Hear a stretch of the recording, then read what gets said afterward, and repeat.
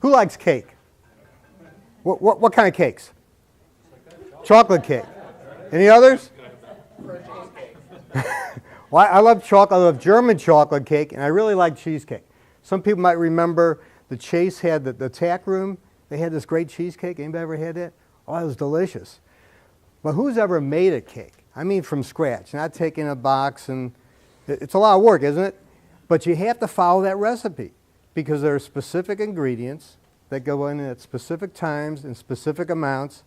You do specific things to them, and you get a great cake. Well, it's the same thing with the content of a presentation. There is a recipe for it, if you would. So going forward, I'm going to talk about that component of a presentation, the content. I'm going to give the parts. I'm going to name them, explain them, give some examples. I've got time to set aside for questions, and then I'll conclude the presentation. But before we start, the bottom line of all communication, written, visual, or speaking, I guess, is that the audience, as quickly as possible, gets it. Now, they don't have to agree with everything you say. They don't have to agree with anything, but if they don't get it, you can't have a conversation going forward. Make sense?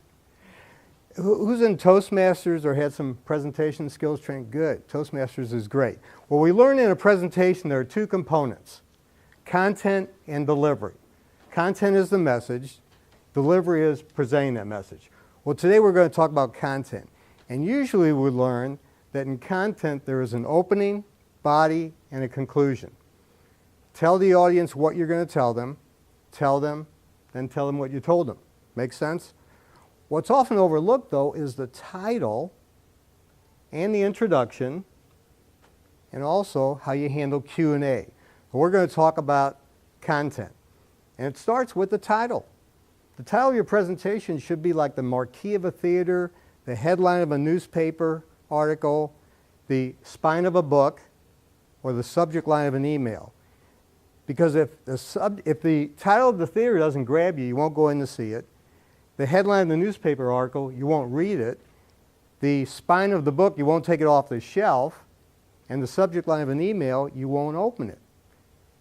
Example, I could have called my signature presentation Speaking 101. How to give a presentation.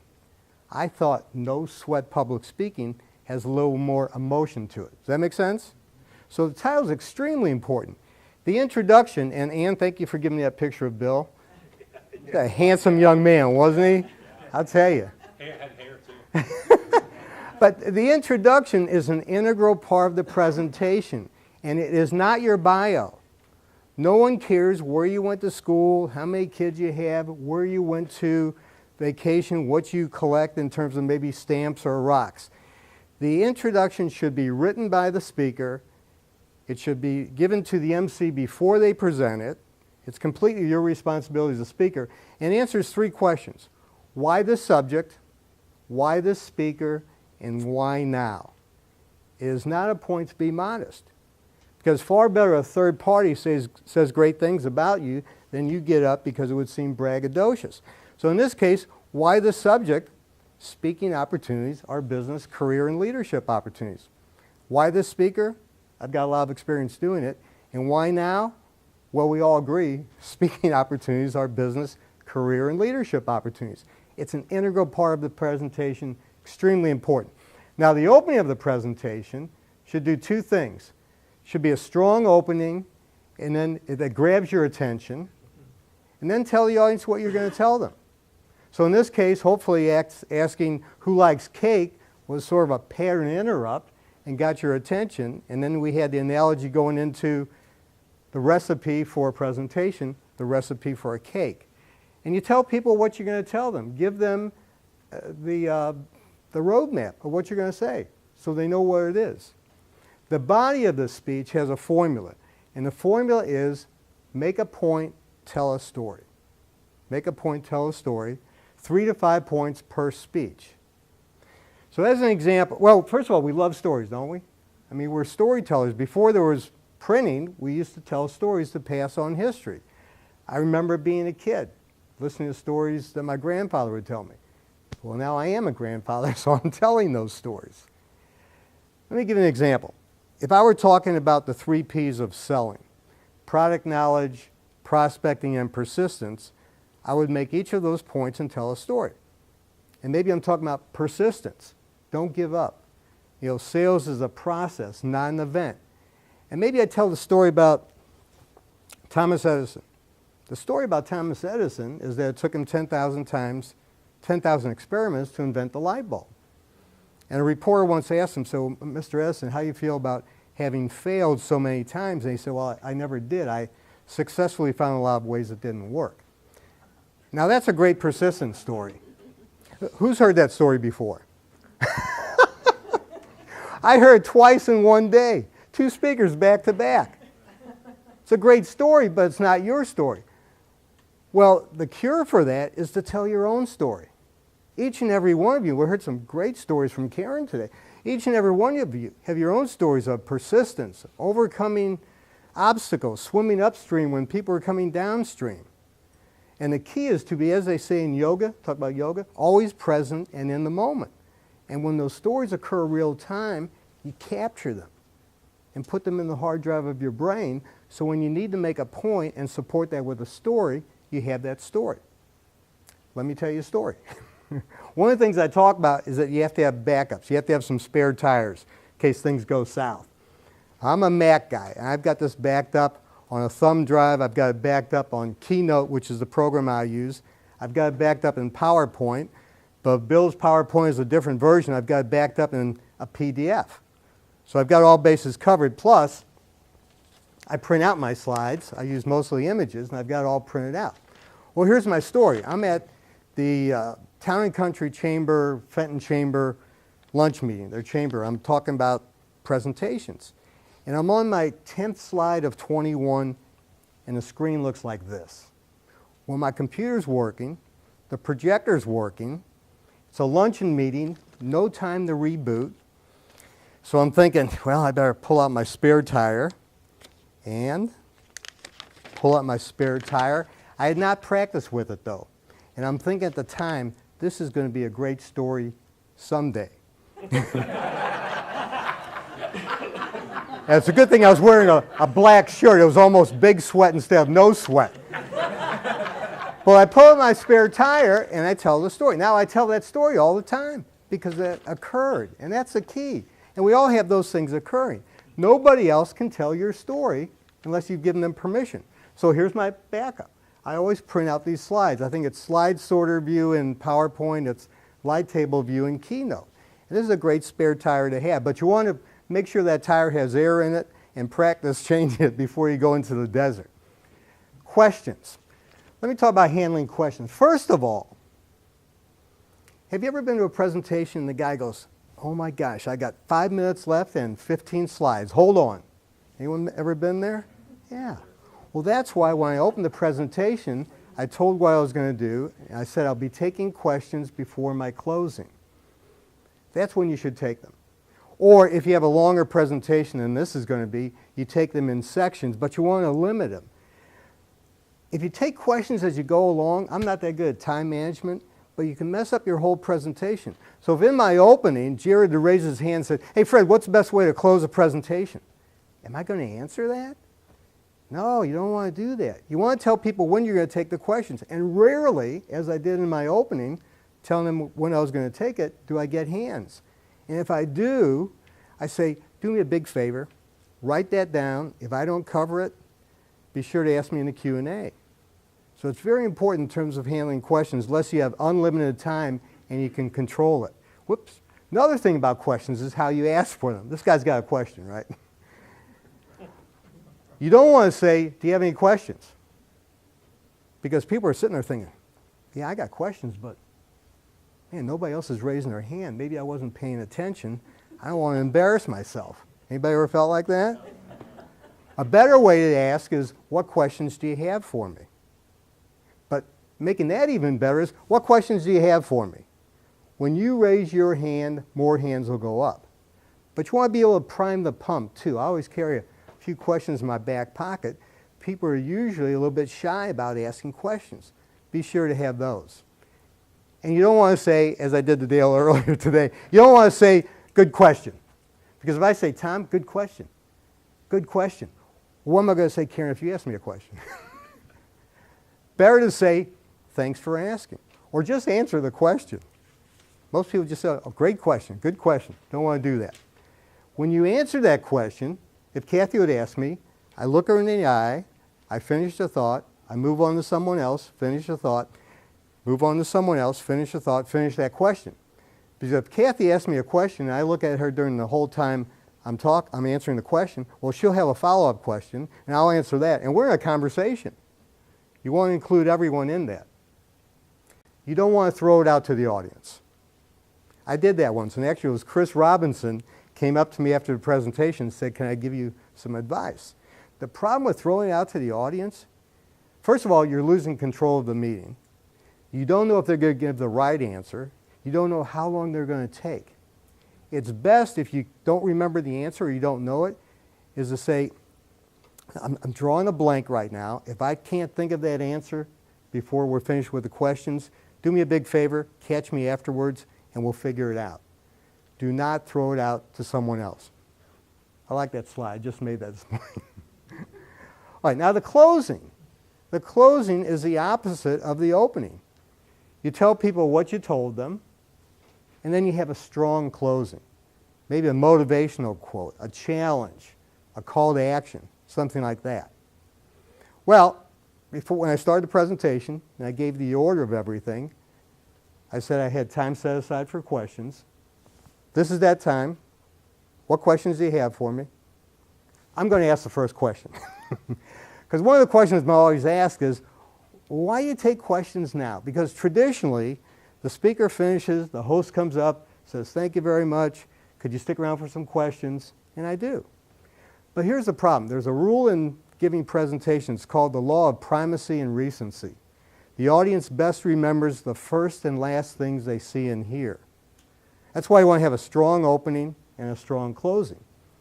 And more the strong closing, because the last thing you see and hear me say is going to be the first thing you remember. But say I'm doing it the traditional way, and I'm taking the questions, they're going pretty good, and I've got time for one more. And Will says, Fred, that thing you said about write your own introduction, what a bunch of garbage. And take questions before you close, that's garbage. In fact, your presentation is so full of garbage, it stinks. Well, time's up. It's not the takeaway I want you leaving with. Even if it's true. All right, what questions do you have? Does this make sense to everyone? Yeah, very good. Yeah, a lot of what I do, it's kind of flashes of the obvious. What, Bill? Fred, because I know you go to a lot of presentations in addition to giving them, what would you say is the thing that you see people, presenters do that you kind of like cringe, but you see it a lot? Oh, that's a whole other presentation. But sometimes not having the right structure.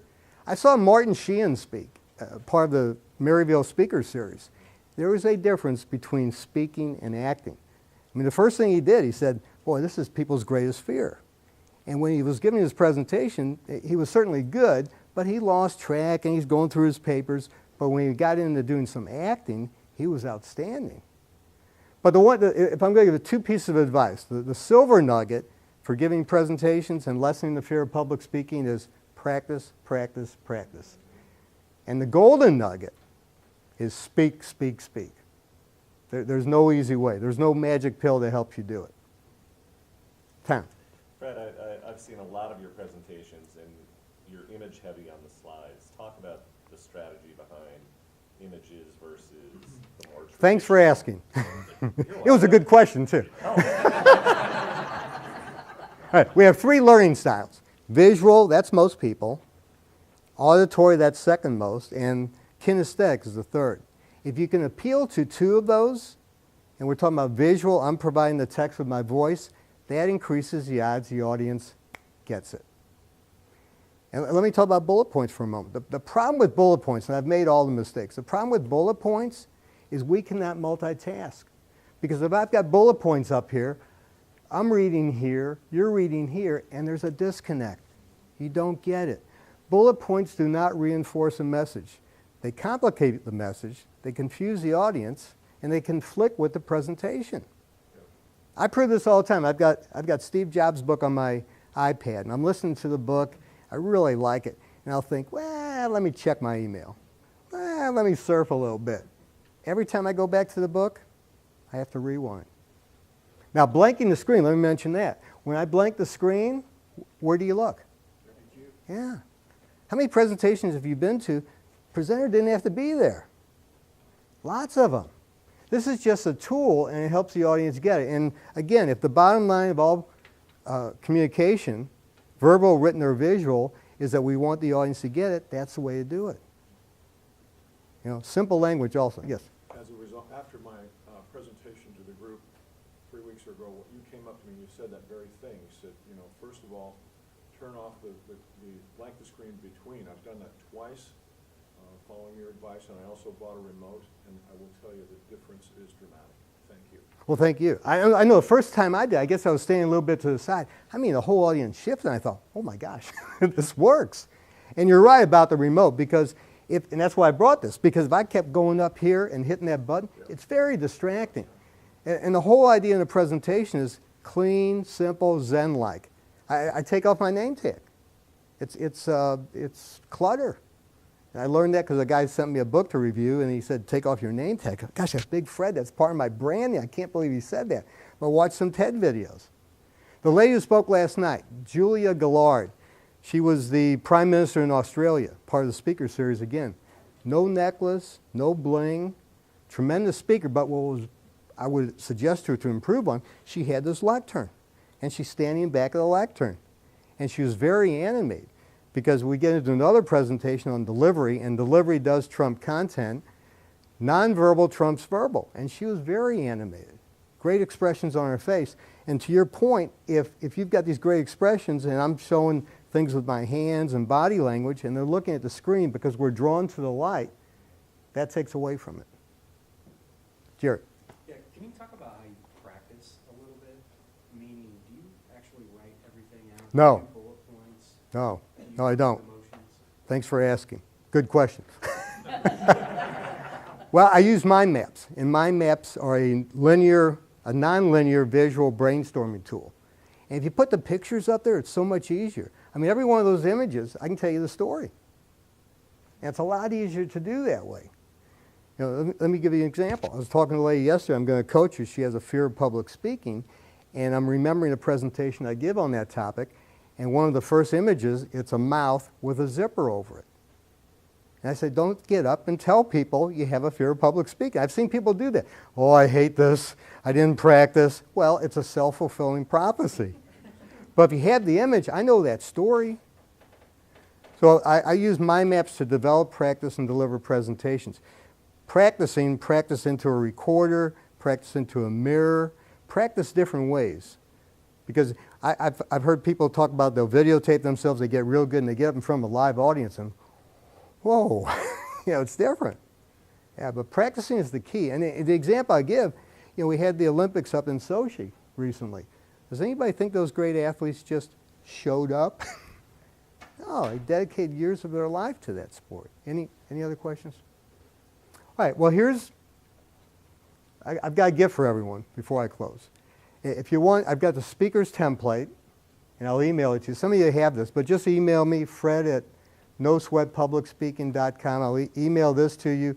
And I've got an elevator speech template and a worksheet. I'll email that too. Now it's time to close the presentation. And the closing, we review, tell you what we talked about. We talked about the components of a presentation. We talked about content. And you start with the title, and then you go to the introduction. Write your own introduction. Don't be modest there. Very, very important. Have an opening where you grab the attention of the audience, tell them what you're going to tell them. The body of the speech has a formula. Make a point, tell a story, personal stories. It was amazing how many people knew the story about Edison here.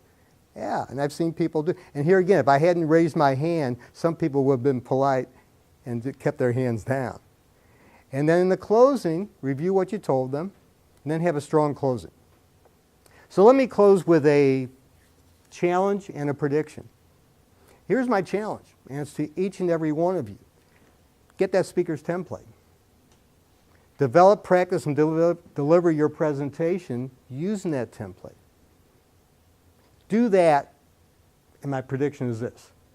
Your next presentation, the next talk you give, your next speech will be absolutely, positively, there's no doubt in my mind, that presentation will be no sweat.